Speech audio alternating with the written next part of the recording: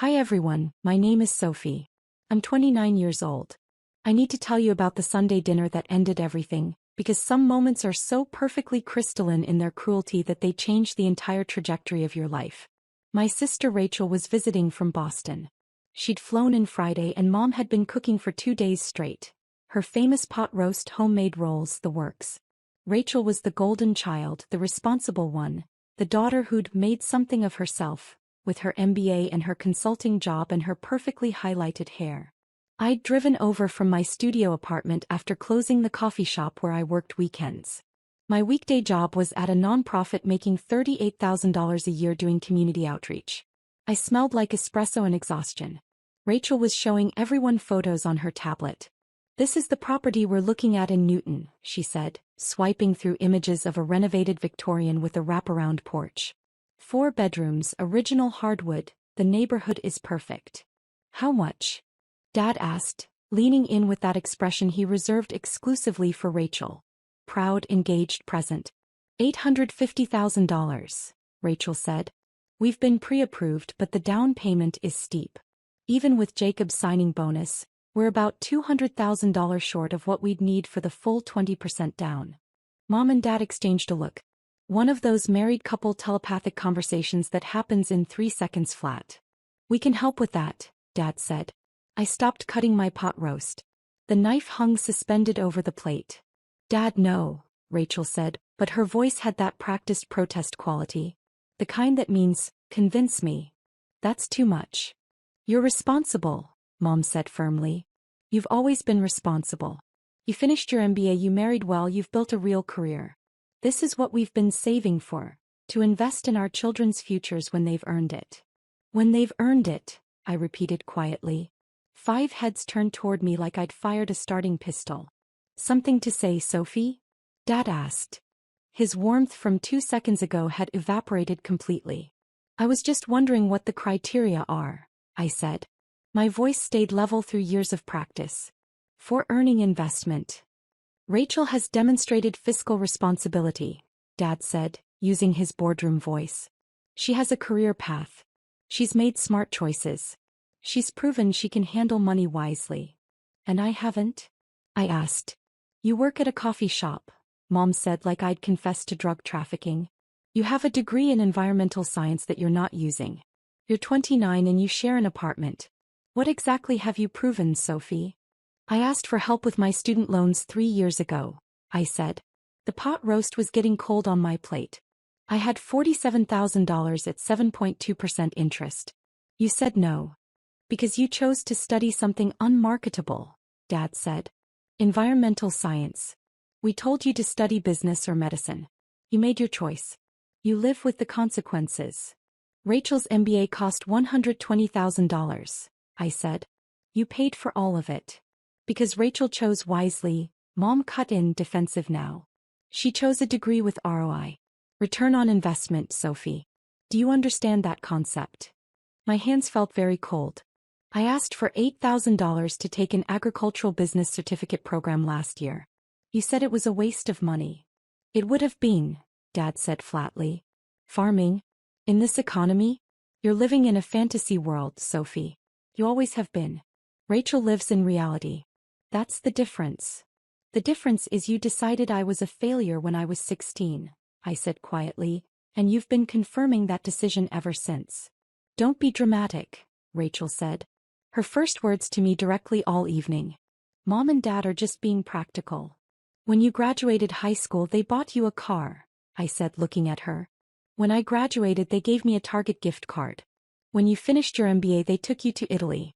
When I finished my bachelor's we went to Applebee's. You got an allowance through college. I worked 3 jobs. You're just jealous," Rachel said, and her voice had an edge now. "You're jealous that I made something of myself and you didn't." The room tilted slightly. Not metaphorically. The actual dining room seemed to shift. "You know what?" I stood up. My napkin fell to the floor. "You're right. I am jealous. I'm jealous that you got parents who believed in you. I got parents who've spent 13 years telling me I'm not good enough." "Sophie, sit down," Dad commanded. "You're making a scene." "I'm making an exit," I said. "Enjoy your $200,000, Rachel." I hope the house is everything you dreamed of. You're being a failure right now, Mom said. This is exactly why we don't invest in you. This attitude. This ingratitude. I looked at her for a long moment. Then I picked up my purse and walked out. The April air was cool and clear. I sat in my 10-year-old Subaru with 160,000 miles and I didn't cry. I didn't scream. I just drove. I drove to my apartment and I pulled out the file folder I kept in my closet. The one with my bank statements. $156,000 in savings. I'd been saving since I was 17. Every birthday check from grandparents. Every Christmas cash. Every paycheck from every job. I lived on $1,800 a month and saved everything else. My roommate thought I was broke. My family thought I was irresponsible. No one knew I'd been preparing for exactly this moment. That night I made 4 decisions. First, I changed my phone number. Second, I blocked every family member on every platform. Third, I started searching for farmland. Fourth, I scheduled a consultation with a therapist who specialized in family trauma. Jennifer Chin lived in the apartment below mine. She was 41, had immigrated from Taiwan at 19, and ran a successful catering business. She found me on the stairs the next morning with my laptop open to farm listings. "You okay?" she asked, setting down her grocery bags. I told her everything. The dinner. The $200,000. "You're being a failure right now." She listened until I finished, then sat down beside me. "You know what my parents told me when I said I wanted to cook professionally? That I was wasting my education. That I should be a doctor or engineer. You know what I did?" "What?" "I stopped asking their permission to live my life," she said simply. "Best decision I ever made." "What do you want, Sophie?" "Not what they want. What do you want?" The answer came immediately. A farm. I want to grow food. I want to feed people. I want to work with soil and seasons and make something real. "Then do that," Jennifer said. "You don't need their approval. You never did." 6 weeks later I found it. 55 acres in the valley, 90 minutes from the city where my family lived. The property had been a conventional dairy farm that went bankrupt. The land was depleted but recoverable. There was a farmhouse from the 1940s that needed everything, a huge barn with good bones, and a smaller outbuilding that could be converted to a farm stand. The price was $420,000. I offered $400,000 cash, close in 30 days. They accepted immediately. I kept my nonprofit job, they let me go remote 3 days a week, and I spent every other moment on that property. I hired soil consultants. I tested every acre. The land was tired, stripped from years of chemical agriculture and overgrazing, but it could be brought back with cover crops, compost, and time. I planted 20 acres in cover crops that first season. Rye, clover, vetch. I let it grow and then tilled it back in, feeding the soil. I read everything. I took online courses. I joined farming forums and attended workshops. Tom Rodriguez, my neighbor 4 miles west, showed up the 3rd week with the tractor attachment I needed. "Heard you're going organic," he said, climbing down from his truck. He was 56, had farmed conventionally for 30 years before transitioning to organic 5 years ago. "Smart move. Market's there if you do it right." "I don't know what I'm doing," I admitted. "Nobody does it first," he said. "I'll teach you. Come by Tuesday mornings. We'll walk my fields. I'll show you what works." So Tom became my mentor. He taught me crop rotation, companion planting, pest management without chemicals. He introduced me to the Regional Organic Farming Co-op. He showed me his spreadsheets. What crops brought the best return, which farmers' markets were worth the vendor fees, how to calculate true cost of production. "Farming isn't romantic," he said during one of our Tuesday walks. "It's math and biology and weather gambling. But if you're willing to work, really work, you can make it." I started therapy with Dr. Walsh the same week I closed on the property. She specialized in complex family trauma and estrangement. "Your family's voices are in your head," she said during our second session. "Your mother saying unmarketable. Your father saying fantasy world. Your sister saying jealous. We need to evict those voices and replace them with truth." We worked on evidence folders. I documented everything.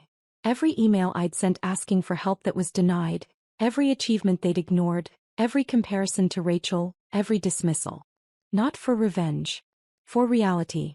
So when my brain tried to tell me I was overreacting, I had proof. Protective expectations, Dr. Walsh called it. They will try to come back when they discover you're successful. We need to prepare boundaries now. I practiced boundary scripts until they felt natural. No is a complete sentence. I'm not available for that conversation. Access is earned, not presumed. The farmhouse transformation took 8 months. I learned to drywall, to tile, to install windows. I watched YouTube tutorials until 2 a.m., then practiced the next day. The house slowly came back to life. New kitchen, refinished floors, updated electrical, efficient heating. I converted the outbuilding to a farm stand with a commercial kitchen attached. I got licensed for value-added products. I learned to make jam, pickles, pesto, dried herbs. Spring came. Year 1 of actual production. I planted 15 acres in vegetables. Tomatoes, peppers, lettuce, kale, carrots, beets, squash, beans, herbs. I started small with each crop, testing what would grow well.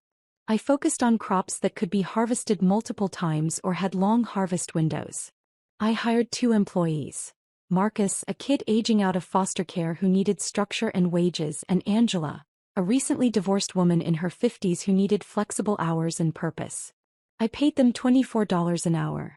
I taught them everything Tom was teaching me. Why are you paying us so much? Marcus asked during his second week. Because your labor has value, I said. Because I know what it feels like to not be valued. Because I can afford to, and it's the right thing to do. The first farmers market was in June. I rented a booth space in the town square, the same town where my parents lived, though I didn't think about that at first. I sold out in 3 hours. The second week I brought twice as much. Sold out in 2 hours.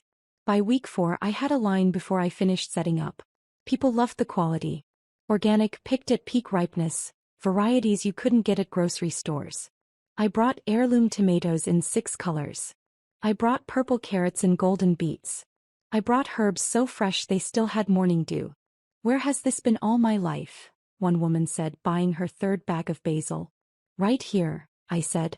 Just getting started. I added 3 more farmers markets. I started a CSA program, Community-Supported Agriculture, where people could subscribe for weekly produce boxes. I got 30 members the first season. Then 50. Then 80. The farm paid for itself that first production year. Just barely, but it did. Year 2 I expanded to 30 acres in production. I added cut flowers, zinnias, sunflowers, dahlias. I added strawberries and raspberries. I started supplying 3 local restaurants with specialty produce. I hired 2 more employees. The farm stand stayed open 3 days a week and people drove from 40 miles away. I added bees with Tom's teaching. 12 hives that first year. The honey sold for $16 a jar and I couldn't keep it in stock. I added chickens for eggs. Pasture-raised, mobile coops that I moved weekly. The eggs had deep orange yolks and sold for $8 a dozen. I had a waiting list. The farm grossed $280,000 that second year. After expenses and payroll, I cleared $125,000 profit. I was 27 and I owned my land outright. I was feeding hundreds of families. I employed 6 people at fair wages. And my family had no idea. 2 years and 4 months after that Sunday dinner, my father drove past my farmer's market booth. He was running errands in town, his town where he'd lived for 30 years, and he saw the crowd. 50 people deep waiting for organic produce. He got curious. He walked over. My booth had a banner, Riverside Organic Farm, Sophie Chin, proprietor. He stood at the edge of the crowd for 5 minutes watching me. I didn't see him. I was busy helping customers, weighing tomatoes, making change, laughing with regulars who came every week. Mrs. Patterson was telling me about her grandson who wanted to be a farmer. You're such an inspiration, she said. A young woman running this whole operation. My grandson asks about you constantly. Tell him to come by the farm, I said. I do workshops for young people interested in agriculture. Then I looked up and saw him. My father. Standing at the edge of my market booth. His face was a complicated mix of shock and something else I couldn't identify. Our eyes met. I finished with Mrs. Patterson. I helped 3 more customers. My hands stayed steady through training and practice. Finally, the line cleared temporarily and he approached. Sophie, he said. Can I help you? I asked pleasantly, professionally. The same voice I used with every customer. This is yours. He gestured at the booth that produced the banner. Yes. I don't understand, he said. How did you buy and build a successful farm? I finished for him. About 2 years ago. With what money? The question came out sharp, suspicious. Mine, I said simply. I saved for 8 years. Bought 55 acres cash. Built a business. A customer approached with beets and carrots. I weighed them, made small talk about roasting methods, accepted payment. My father waited, visibly struggling with what to say. How much is this place worth? He finally asked. The property appraised at $2.9 million 3 months ago, I said. The business grossed $280,000 last year. This year's tracking higher. His face went pale. Literally pale. That's impossible. It's documented, I said. Tax returns. Bank statements. Appraisal letters. All very possible. Why didn't you tell us? He asked, and his voice had shifted. Softer. Calculated soft. Tell who? I asked. I don't have family contact. Sophie, don't be ridiculous. We're your parents. Are you? I asked quietly. Another customer approached and I held up one finger. One moment, please. I helped them select lettuce varieties, explained the difference between Butterhead and Romaine, sent them off happy. We should talk, Dad said when I turned back. Somewhere private. We're talking now, I said. I have a business to run. This is clearly not the place, he said, glancing at the crowd. Come to the house. Tomorrow. We'll have dinner. We'll discuss this properly. No, I said. The word landed between us like a stone in still water. Excuse me. His voice had the edge now. The authority voice. I said no, I repeated. I'm not available for that. I'm your father, he said. You can't just refuse. I can actually, I said. I have been. For 2 years. His jaw worked. Your mother has been sick over this. She's been worried sick about you. Then she should have thought about that before she called me unmarketable and ungrateful, I said evenly. Before you gave Rachel $200,000 and told me I was living in a fantasy world. We can explain that, he started. You already did, I said. At dinner. Very clearly. Rachel was responsible. Rachel earned investment. I was a failure. You were explicit. We were trying to teach you accountability, he said. A laugh escaped before I could stop it. Not bitter. Just amazed. You gave your other daughter $200,000 and you call that teaching me accountability? Rachel had proven herself, he said. So have I said quietly. I just didn't need your approval to do it. Marcus appeared beside me with a crate of tomatoes to restock. Boss, we're running low on the heirlooms. Thanks, Marcus. I'll get more from the truck. I turned back to my father. I need to get back to work. Was there anything else? This conversation isn't over, Dad said. Actually, it is, I said. Have a nice day. I walked to my truck, got more tomatoes and returned to the booth. When I looked back, he was gone. My phone rang 15 minutes later. Unknown number. I let it go to voicemail. The voicemail was my mother. Sophie, your father just told me we need to talk immediately. This is unacceptable. You've been lying to us for years. Call me back right now. I deleted it. The second call came an hour later. Rachel's number. I watched it ring through. Her voicemail. Sophie, what the hell? Dad is freaking out. Mom is crying. You own a farm? You never said anything. We're family. You owe us at least an explanation. Call me back. I blocked her number. The email arrived that evening. Subject line, we need to talk urgent. From my father. 3 paragraphs about how they deserved to know what I was doing with my life. How family doesn't hide things from family. How I was being selfish and childish. I archived it without responding. Tom found me checking irrigation that evening, watching the sun set over 30 acres of growing vegetables. You all right? He asked. My father discovered the farm today, I said. At market. Tom nodded slowly. How'd that go? He's upset I didn't tell them, I said. That I've been lying for 2 years. You haven't been lying, Tom said. You've been living. There's a difference. They want to talk, I said. They want explanations. And what do you want? Tom asked. To keep doing this, I said, gesturing at the fields. Without them in it. Then that's your answer, Tom said simply. He paused.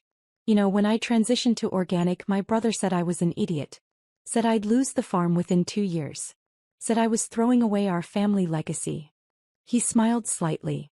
Haven't spoken to him in 7 years. Farm's never been more profitable. Sometimes the people who share your blood are the ones who can't see you clearly. The courier arrived 2 days later with an envelope. Inside, a check for $200,000 and a note in my mother's handwriting. For your farm expansion. We want to invest in your success. We're proud of you. We want to be part of this. Please call us. Love, Mom and Dad. I stood in my kitchen holding that check for a long time. Then I took it to the commercial shredder in my farm office. I ran it through until the numbers became confetti. I put the shreds in an envelope with a single sentence on my farm letterhead. You can't purchase access. I mailed it back certified. The emails escalated over the next 2 weeks. My father sent a business proposal. He wanted to help me expand, offering his business expertise and connections in exchange for a partnership stake. I replied once, the farm is not for sale. Do not contact me again. My mother sent long emails about family bonds, about how she'd carried me for 9 months, about how I was breaking her heart and couldn't I see how much they'd changed. I didn't respond. Dr. Walsh had prepared me for this. The guilt trips. The historical revisionism. The sudden claims of pride after years of dismissal. They want access to your success, Dr. Walsh said during our session. Not reconciliation with you. Notice how the contact started only after they discovered what you'd built. Rachel tried a different approach. She sent photos of us as kids. Birthday parties, Halloween costumes, summer vacations. Remember when we were close? She wrote. Don't throw away our whole relationship over money. I miss you. I'm sorry if I didn't stand up for you enough. Can we please talk? I stared at those photos for a long time. Then I wrote back, the only message I'd send. We were never close, Rachel. We were cast in roles. You were the success. I was the failure. I don't want to play anymore. I hope your house is everything you wanted. I hope you're happy. But I'm happy too, and I built this without you. I'm keeping it that way. She didn't respond. Week 3 after the market discovery, my father showed up at the farm. The gate camera chimed at 7 a.m. on a Saturday. I watched him on my phone from inside the farmhouse. He stood at the entrance looking at my sign, Riverside Organic Farm, private property, no trespassing. He pressed the intercom. Sophie, I know you're there. I just want to talk. 5 minutes. Please. I pressed the button. Leave. I drove 90 minutes, he said. You can give me 5 minutes. You had 29 years, I said. You used them poorly. I'm sorry, he said, and his voice cracked slightly. Your mother and I are both sorry. We made mistakes. We can fix this. No, I said. You can't. You told me I was living in a fantasy world. You called me unmarketable. You gave Rachel $200,000 and called me a failure at the same dinner. Those aren't mistakes. That's who you chose to be. We want to make amends, he said. We want to invest in you now. We see what you've built. We're proud. You're impressed, I corrected. There's a difference. Pride would have been supporting me before I succeeded. This is just opportunism. That's not fair, he said. Neither was that Sunday dinner, I said. Neither were 13 years of telling me I wasn't good enough. I'm done keeping score. I'm just done. We're family, he said, and the desperation was clear now. No, I said quietly. Tom, who taught me farming, is family. Jennifer, who believed in me, is family. Marcus and Angela, who work beside me, are family. You're just people who hurt me consistently until I left. I turned off the intercom. I watched him stand there for 14 minutes. Then he got in his car and drove away. The voicemails continued. 23 from my mother over 2 weeks. Escalating from gentle to angry to desperate. How can you do this to us? Your father's blood pressure is through the roof. We made mistakes, but this is cruel. I blocked each new number. My sister showed up at the farmer's market 4 weeks after my father's first sighting. I saw her before she saw me, scanning the booths looking for mine. When she found it, she stood at the edge of the crowd for a long time just watching. I helped customers. I laughed with regulars. I gave advice on pest control for home gardens. I packed produce and made change and built the community I'd created. Finally, Rachel approached during a lull. "Sophie," she said. "Rachel.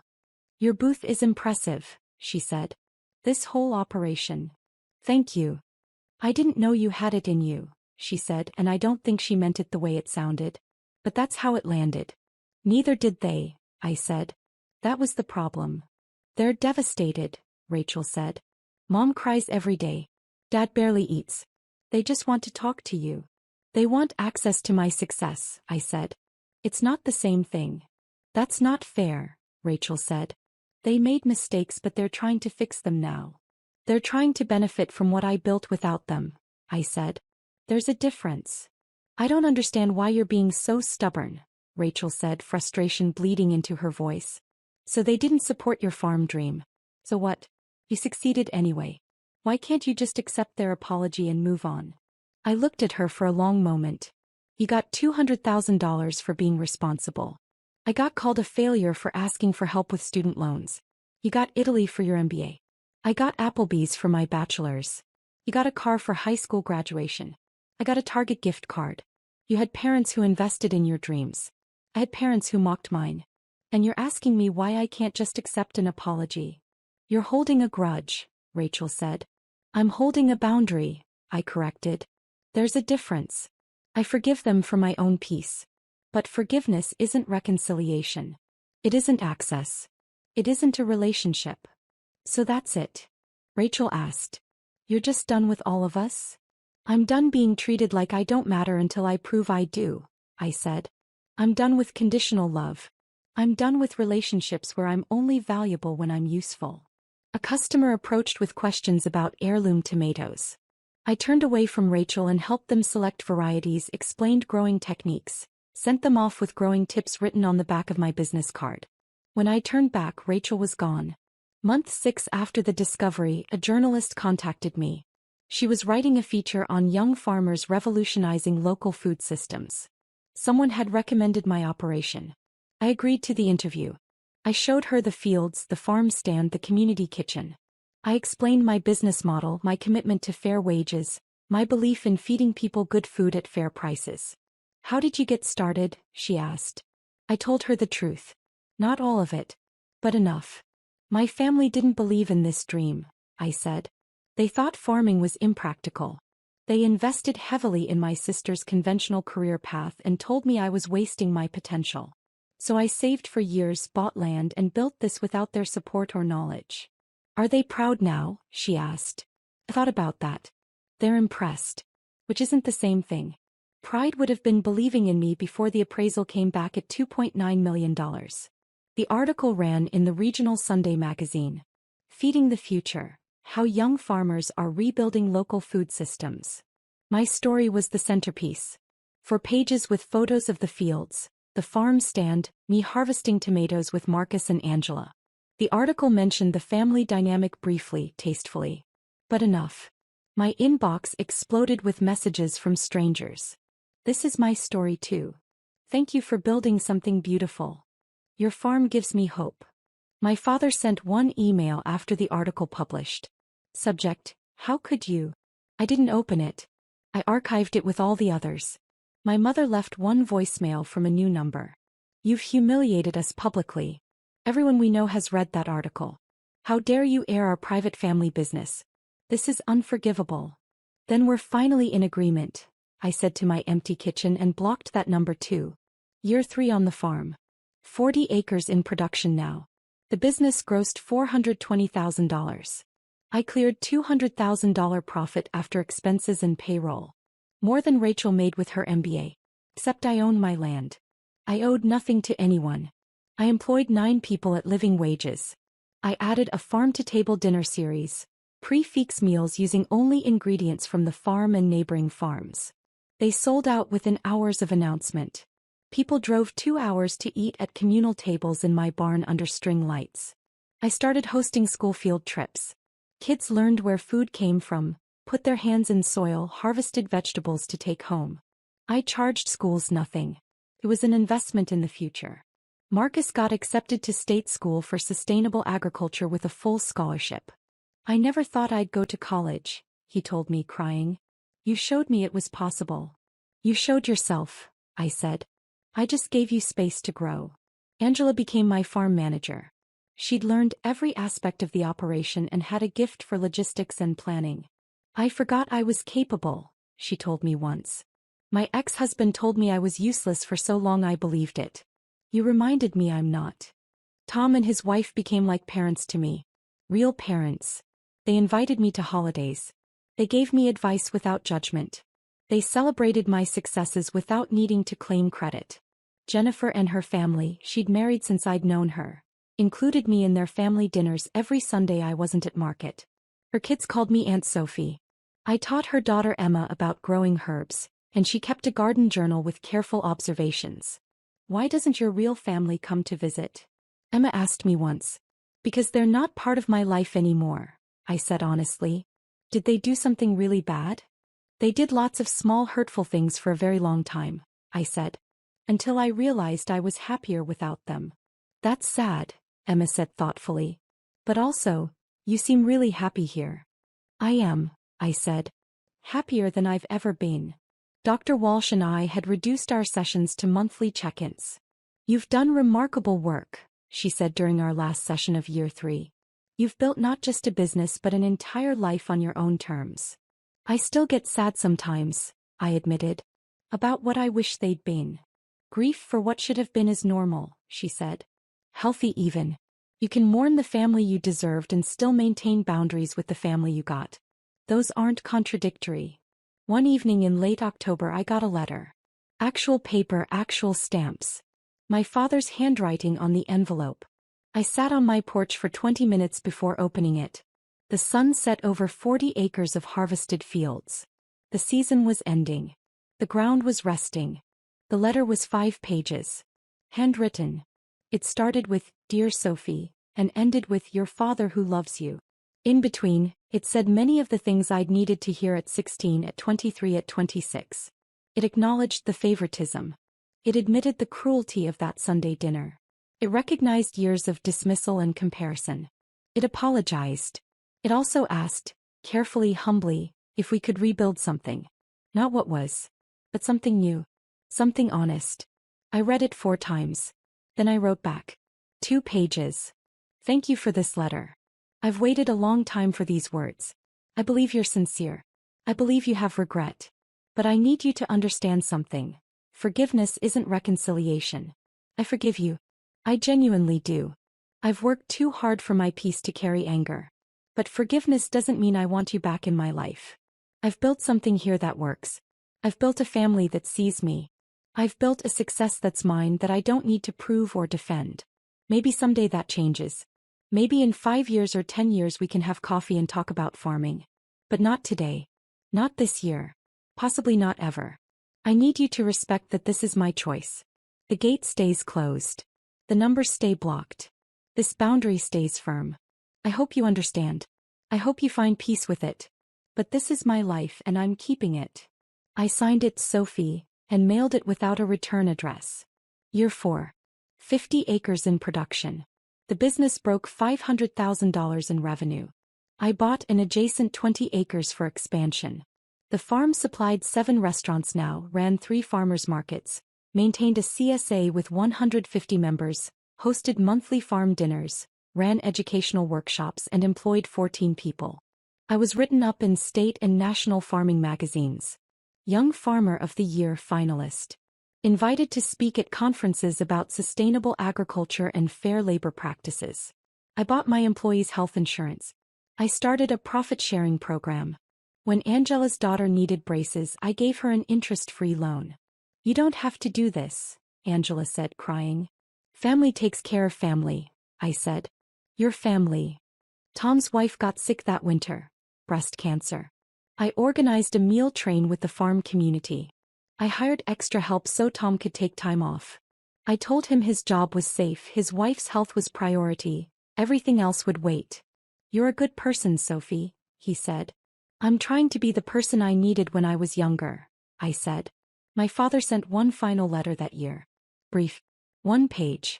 I understand. I respect your decision. I'm sorry for everything. I'm proud of you, though I know I don't have the right to be. If you ever change your mind, I'm here. But I won't push. I love you, Dad. I kept that letter. I didn't respond. But I kept it. Rachel sent a Christmas card. Just a card. No note. Just her signature and love, Rachel. I didn't send one back. But it didn't hurt as much as I thought it would. My mother sent nothing. Maybe she was the angriest. Maybe she couldn't forgive my boundaries. Maybe she'd convinced herself she was the victim. I slept deeply anyway. Spring of year 5. I stood at the edge of my fields at dawn. 50 acres about to wake up for another season. The soil was healthy now, rich and dark and alive. The barn was full of equipment. The farm stand was ready to open. My employees were arriving for the season. Tom walked up beside me with coffee. Hell of a thing you built here, he said. We built it, I said. You taught me everything. I taught you technique, Tom said. You brought the vision. The heart. The belief that people deserve good food and fair treatment. That's all you. Jennifer's family pulled up the drive. They were coming to help with spring planting. Emma jumped out already wearing her farm boots. Aunt Sophie, can I help with the tomato seedlings? Absolutely, I said. Let's get started. My phone buzzed. Unknown number. I glanced at it. A text, saw your feature in the Times. Congratulations. You've built something incredible. I'm sorry we weren't there for it. I understand why you've stayed away. I would have too. Be well, Rachel. I read it twice. Then I typed back, thank you. I hope you're well too. She responded, I am. Take care of yourself, Sophie. I set the phone down. Everything okay? Tom asked. Yeah, I said. Everything's okay. And it was. The sun rose over my fields. My chosen family gathered around me. The season stretched ahead full of possibility. The soil was ready. The seeds were ready. I was ready. Keep the farm. I keep my boundaries.